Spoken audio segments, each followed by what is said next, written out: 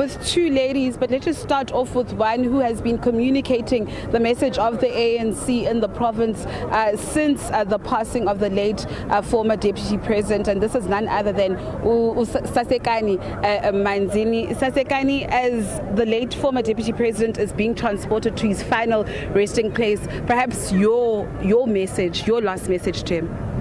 Thank you very much, Natasha, and to the viewers at home. I want to appreciate a very dignified service of the former Deputy President. It shows that today we're sending off a man who has done his work.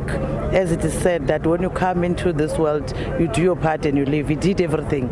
From the speakers, everyone else who were talking about the former Deputy President, you could see that he worked, and now that we have agreed that not everyone must go to his homestead where they're going to do the last service, and only the leadership and the family that must go there. We believe that we also appreciate the state for allowing also the membership of the African National Congress to pay their last respect. It was a state funeral, but for the first time we could see that they were able to accommodate everyone. It shows the kind of a man that we're sending off, because something just happened.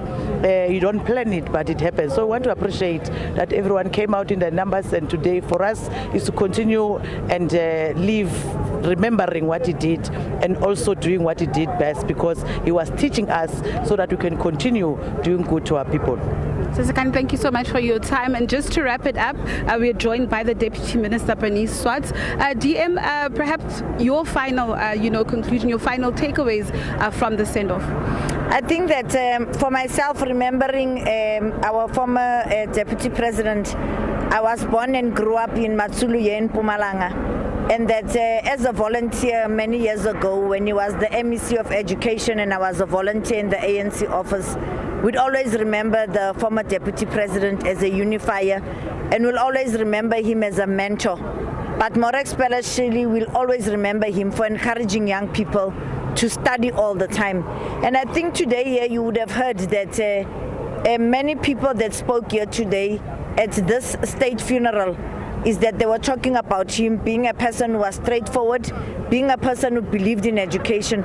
But for me, I'm saying that Mpumalanga is a very small province, and that everybody here in this province should follow in his footsteps and preach unity, so that this province is more united than ever.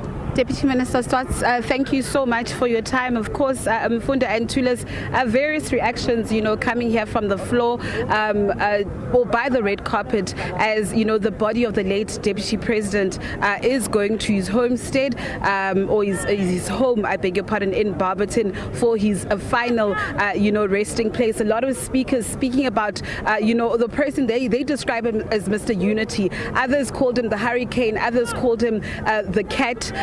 Some lauded him for the legacy he left behind. Yes, there's been criticism about him, but others are saying, where a person has weaknesses, they also have strengths. He was human, he had his own flaws, and they would like to remember him, as a man who unified, this province. Mr. Unity, especially according to that 2017 ANC conference. But I just want, to leave some food for thought. I remember I had an interview with the Deputy Minister of Basic Education, Regina Mhlaule, last week, and she had said that for all who he has wronged, the late Deputy President has wronged on his behalf.